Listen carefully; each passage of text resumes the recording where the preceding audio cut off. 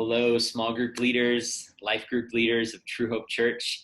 It is Jim, and thank you so much for taking a minute or two or three to watch this video. And I believe this video is one of our most pivotal videos for life groups this fall and for this year even. One of my favorite verses is from Ecclesiastes, and it says, if you wait for perfect conditions, you will never get anything done. And honestly, I think we as a life group ministry have been waiting for the conditions to get better in order to see if we will resume meeting. And now as we are in the fall season and we're realizing that this is our new reality, this is our new normal, we are faced with this stark choice. Are we going to continue to wait for the spring to see if things get better, wait till after the election, wait till next summer to see if things get better? Or does God want us to take some steps to re-engage, to reactivate our groups in spite of the challenges that we're facing in our new COVID reality? So I want to let you know that I am here for you. I am passionate about helping your group re-engage, get restarted, get going together.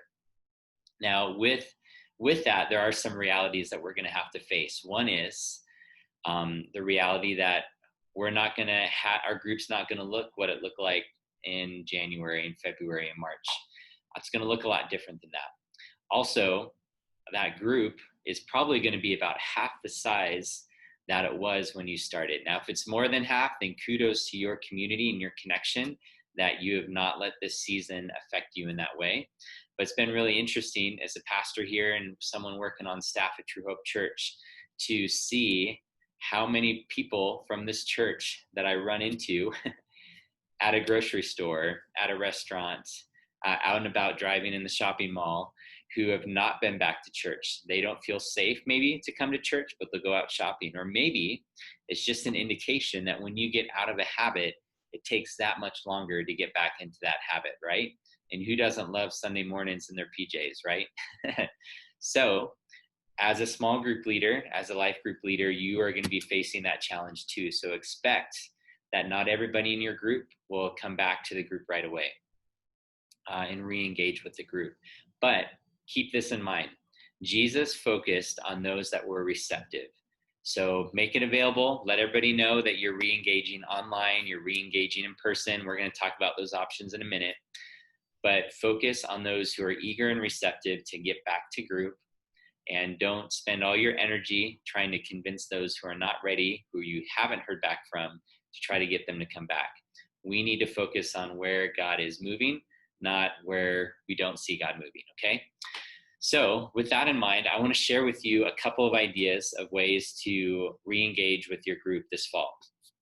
And I took some notes, so let me pull that up real quick.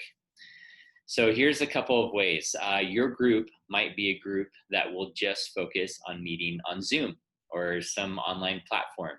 And that is A-okay. We want you to be as safe as possible. This video is not a guilt trip to try to get every group to meet together, in person. But we do know that we've been able to successfully facilitate ministry in this COVID reality with taking precautions in physical space.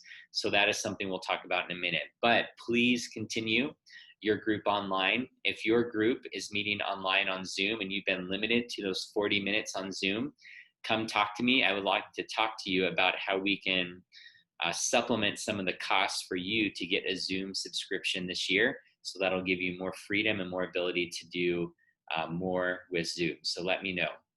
2, consider your group. Maybe if you're not ready to meet in person, you've got like 15 people in your group, I would consider breaking your group up into what we call mini groups. That these groups can be a reflection of the new reality, right? And actually, this is something that our group is doing.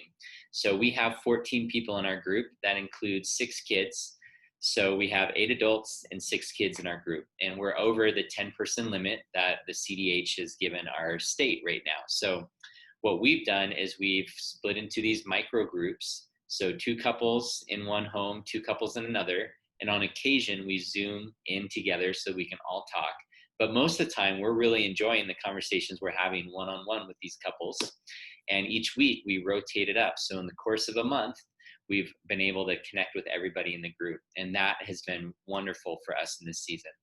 Another idea for you, in addition to micro groups, is if your group meets together, especially in the fall and early fall season when the weather's good, meet in a park, meet in someone's backyard.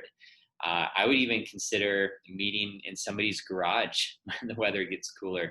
You'll be more protected that way. It's a little bit different space, not as much enclosed as it would be in a home.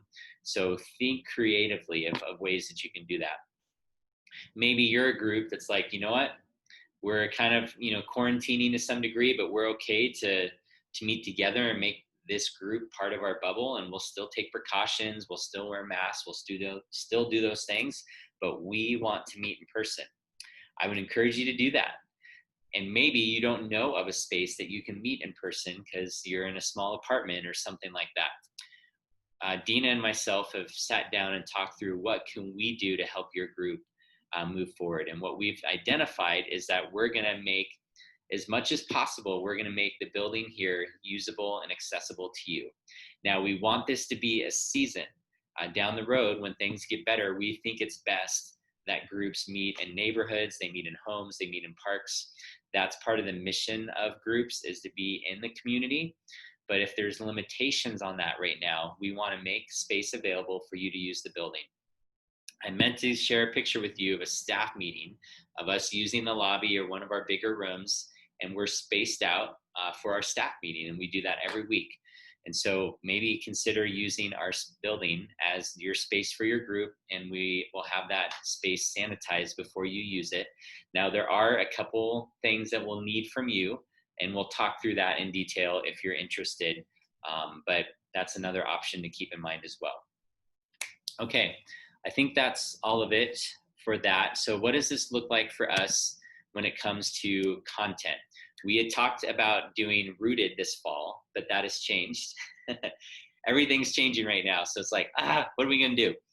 So we are going to be doing Rooted in the spring. So I have a couple recommendations for you. Obviously, there's lots of other options, but these are some suggestions that I want to share with you. So check this out. I would love to share with you some studies on racial reconciliation. It's a hot button topic right now. Everybody's interested in this topic. Everybody has passionate feelings about this topic. But we want to take those passions, we want to take those opinions and those interests and bring them back to the Word, right? Because what God says about this is what's most important. So I want you to realize that Right Now Media has some great content. Oneness Embrace with Tony Evans is an incredible study. We did a small life group online with this summer, and it was really great. So definitely recommend that. Another topic that's similar is called Be the Bridge. This is more of a book study, where like a book club kind of thing, where you would get the book and read it and discuss together. My wife has read this book. It's been really powerful for her. Different small group networks that I'm a part of, I've heard people talking about this book there as well. So definitely recommend that. Our small group did this book this summer, and that was really powerful, really challenging for us. The Ruthless Elimination of Hurry. Man, who could use that book right now, right? We all could. It really helped us address some emotional thoughts and feelings and perspectives. It helped us with habits. It helped us learn to orient our life around the rhythms of Christ, not the rhythms of this busy Western world. So this is a really good, challenging book. I think if you're one who feels exhausted and weary and burnt out by all the busyness, this book is for you. Okay, lastly, The Art of Neighboring, also on Right Now Media. And this one is, I think, great for this season too. In this time of pandemic, people are staying closer to home. I've heard stories of people getting to know their neighbors more because of this season. So I suggest maybe that your group would consider The Art of Neighboring. That would give you some ideas, some next steps on how to build relationships so that people would experience the love of Christ through you in your neighborhood. So lastly, I want to say this about Right Now Media. If you do not know anything about Right Now Media, you're missing out. Do let me know. There's information embedded in the email directed to this link with an invite for you to start a Right Now Media account. If you're doing a group online, I suggest that you guys watch your video before you meet as a group online, so that will give you more time to interact and engage with one another. All right, that's it. I've spoken too much, but it's super important information, and I couldn't condense it any more than this. And I want to encourage you maybe even to share this video with your group if it would be helpful. If you're not sure what to do and you're more a collaborative kind of person, consider sharing this with your group and say, hey, here's our options. What do you guys think? And maybe some of you meet in person, and then you video conference in those that are not comfortable to meet in person. There's so many options, but I want to remind us, if we wait for perfect conditions, we will not get anything done. So it is time for us to act. I'll be in touch with you this next week, and excited to see how I can help you get your group reestablished for the fall season. Love you guys. Have a good day. Bye.